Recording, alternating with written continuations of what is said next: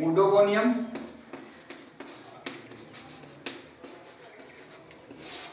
इनमें एकाइनेट्स के द्वारा जो है जनन होता है। एकाइनेट्स में क्या होती है, जो उसकी सेल होती है इसमें भी एक अलग अलग सेल में पोर्शन में डेंस हो जाता है काफी मटेरियल, थिक वॉल बन जाती है और प्रतिकूल परिस्थितियों में ऐसा ही रहता है जैसे अनुकूल परिस्थिति आती है, ये वॉल इसकी जो है घुल जाती है और इससे जो है सेपरेट नया पौधा बन जाता है या नया शैवाल बन, ये शैवाल है क्लेटोफोरा ओडोगोनियम।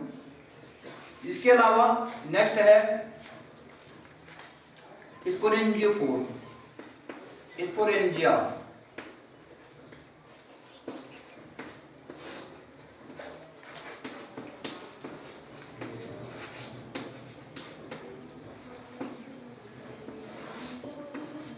इसमें कोई स्पोर बनता है,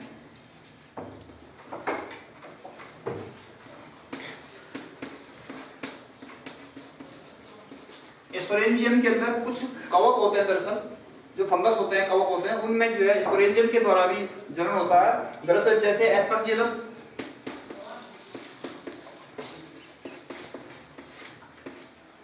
इसमें कुछ स्पोरेंजिया बनते हैं, इसका माइसीलियम होता है इस प्रकार से, इस प्रकार से इसमें स्पोरेंजिया बनते हैं ऊपर, और इसके अंदर विभिन्न प्रकार के स्पोर होते हैं और ये स्पोर प्रतिकूल परिस्थितियों में इस प्रकार की सिस्ट बनी रहती है। इसके बाद जब अनुकूल परिस्थिति आ जाती है तो इस जो सिस्ट है इसकी रप्चर हो जाती है, टूट जाती है और इस प्रकार ये स्पोर जो है बाहर हवा में छितर जाते हैं और जहाँ पे जाके ये स्पोर बैठते हैं वहाँ पे जाके नया एस्परजिलस या नया कवक में डेवलप हो जाता है।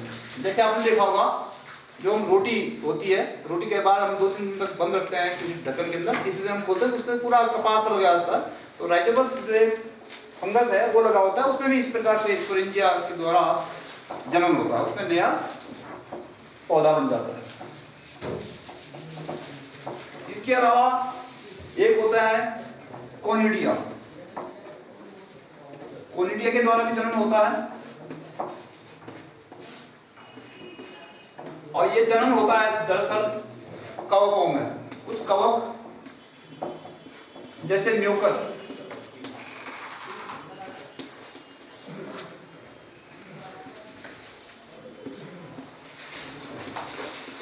म्यूकर में इस विधि से जन्म होता है, कोनिडिया बनता है। दरअसल कोनिडिया कैसे बनता है,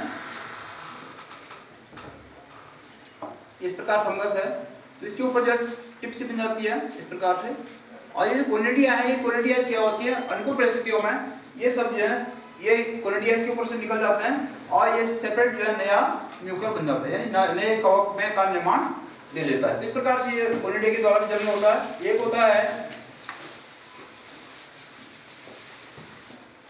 ओइडिया,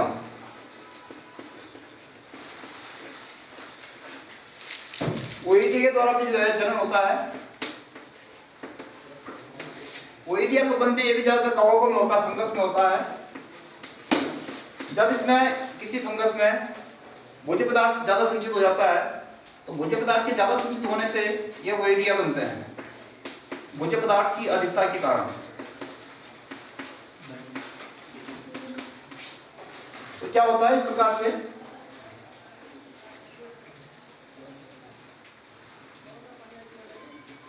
ऊपर इस प्रकार की ठीक ओइडिया की तरह ही होते हैं ये, लेकिन ये भोज्य पदार्थ की अधिकता के कारण बनते हैं अक्सर। और ये इसके जो ओइडिया ये अलग से निकल जाते हैं, ये ज्यादा म्यूकर में कभी कभी होता है और ये सेपरेट डेवलप हो जाता है। तो इस प्रकार से आपने देखा कि अलैंगिक जनन में इस प्रकार से होते हैं। लास्ट है इसमें वेजिटेटिव रिप्रोडक्शन या कायिक जनन। ये वैज्ञानिक हुए हैं विंकलर,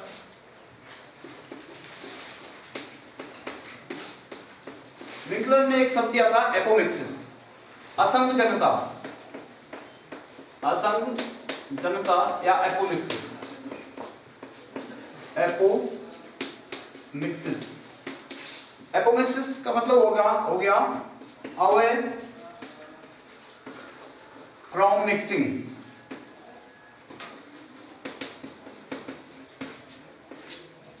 अवे फ्रॉम मिक्सिंग, जिससे पता चल रहा है कि मिक्स नहीं होता है। तो इसमें मिक्स होने से मतलब यहाँ संलयन से मतलब है।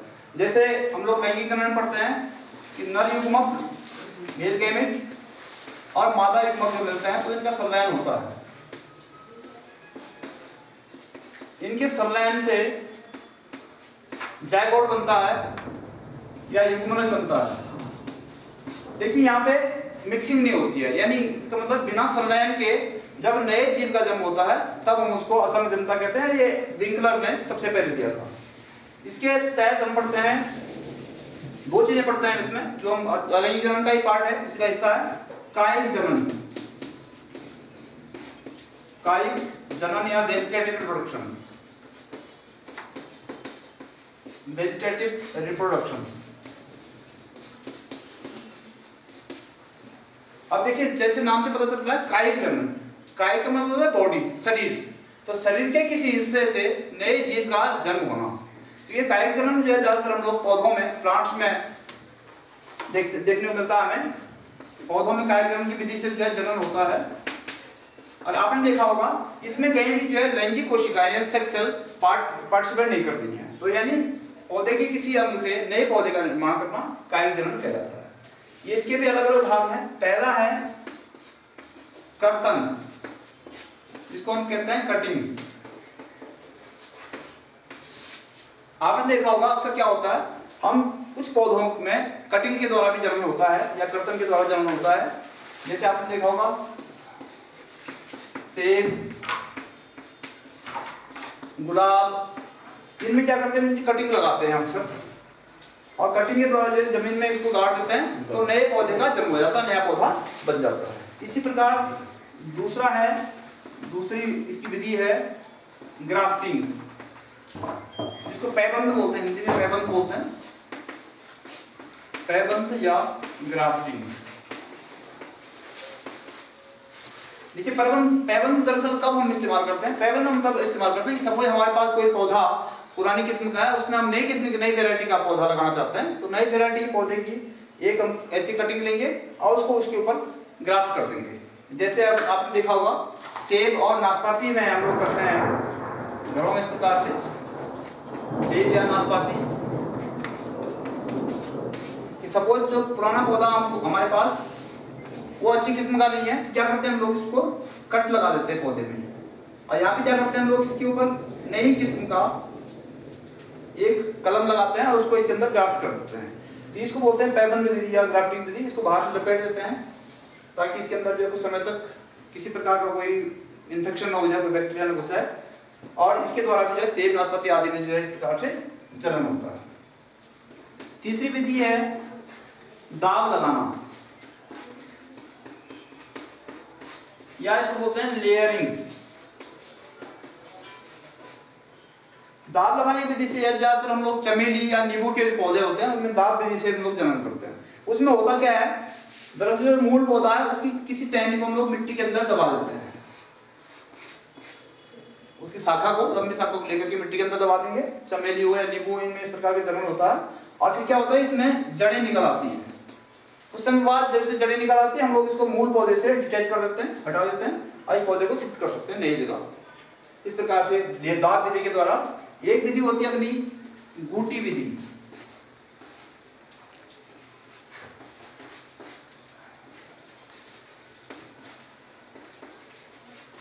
गूटी विधि के द्वारा दरअसल क्या होता है, किसी पौधे की शाखा पर जो है गूटी लगा दी जाती है, और उसमें हम लोग क्या करते हैं, टहनी को छील करके, जब हम गूटी की बात करते हैं, उसको किसी कपड़े से या जैसे टाट होती है, टाट से लपेट देते हैं बाहर से। इस प्रकार से सपोज ये टहनी है, इसको यहाँ से छील देते हैं बाहर से मूल पौधे को, और यहाँ बाहर से इसको टाट से लपेट देते हैं। फिर क्या करते हैं, किसी ऊपर की टहनी में एक घड़ा बांध देते हैं, छोटा सा घड़ा, और इसे जो एक धागा लटका देते हैं, इसमें पानी भरा होता है इस घड़े में, और ये जो इस धागे के सहारे ये पानी धीरे धीरे इसमें आता रहता है, ये इसमें नमी बनी रहती है, और नमी के कारण क्या होता है, ये नए उसमें जन्म लेता है, इसको फिर हटा देते हैं, फिर ये हम लोग जो है इसको नए उस जगह शिफ्ट कर सकते हैं। इस प्रकार से हम लोग अलैंगिक जनन में हम लोगों ने देखा कितनी विधियों से जो है हम लोग पौधे में या जंतुओं में अलैंगिक जनन की विधि से जनन कर सकते हैं। दूसरा है लैंगिक जनन, ये तो रही अलैंगिक जनन की बात। सेकंड है लैंगिक जनन या सेक्सुअल रिप्रोडक्शन।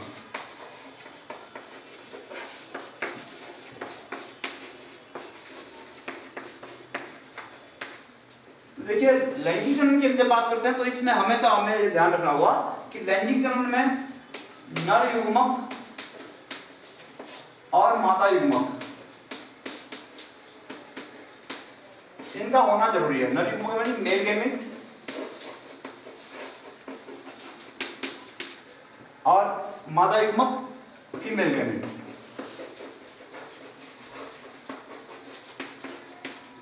तो ये दोनों युग्मकों की सहायता से जो है लैंगिक जनन होता है। एक चीज और ध्यान देने की है कि अलैंगिक जनन में आपने देखा अलैंगिक जनन में विविधता के चांसेस नहीं होते हैं। इसलिए चांसेस नहीं होते हैं क्योंकि जो मूल पौधा है उसके ये लक्षण जो है मात्र शिशु पौधे में संतति में जाते हैं, इसलिए वहां पे विविधता के चांसेस नहीं होते हैं। दूसरी बात, अलैंगिक जनन में किसी भी प्रकार के युग्मकों का निर्माण नहीं होता, गैमेट्स नहीं बनता है, वो हमने ये देखा। इसलिए हमें कह सकते हैं कि अलैंगिक जनन में पौधे का जो है क्लोन बनता है। इन प्रकृति बिल्कुल जो मूल पौधे जो मात्र पौधा है उसी की जो संतति बनती है तो उसकी एक दूसरे से कॉपी होती है, जिसको हम क्लोन भी एक शब्द देते हैं, क्लोन। तो क्लोन बनता है जो संतति होती है। लेकिन लैंगिक जनन में डिफरेंट होता है क्योंकि आपने देखा होगा नर युग्मक मादा युग्मक, इसमें एक शब्द दिया गया है लैंगिक द्विरूपता या सेक्सुअल डायमॉर्फिज्म।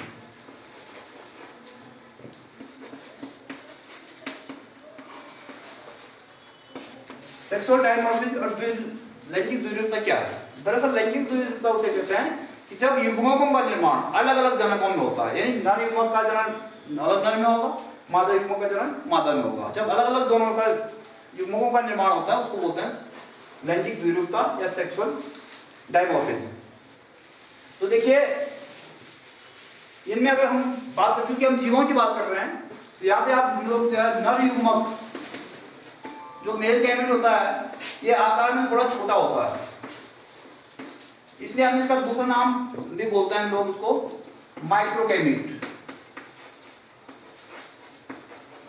इसका दूसरा नाम देते हैं हम लोग माइक्रोगैमेट। और जो मादा युग्मक होता है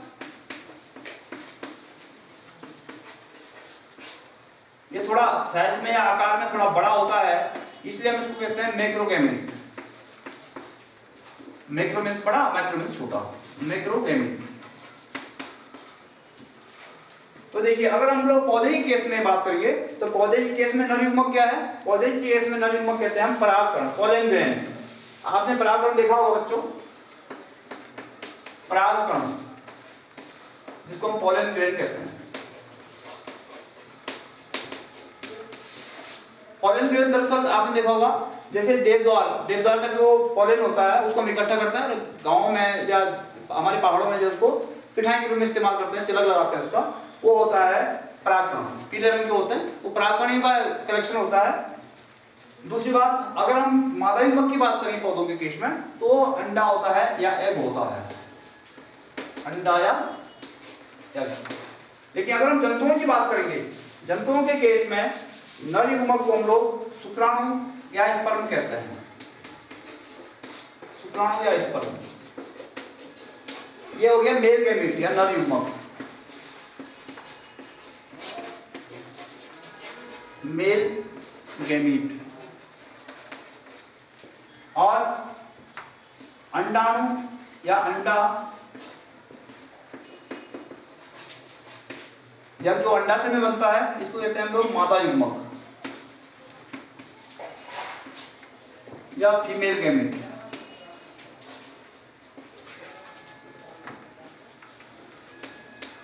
और जो मैं बात कर रहा था कि इसमें विविधता के चांसेस रहते हैं, विविधता के चांसेस इसलिए रहते हैं कि दोनों चाहे मेल गैमेट हो चाहे फीमेल गैमेट हो, दोनों अलग अलग जनकों से आते हैं,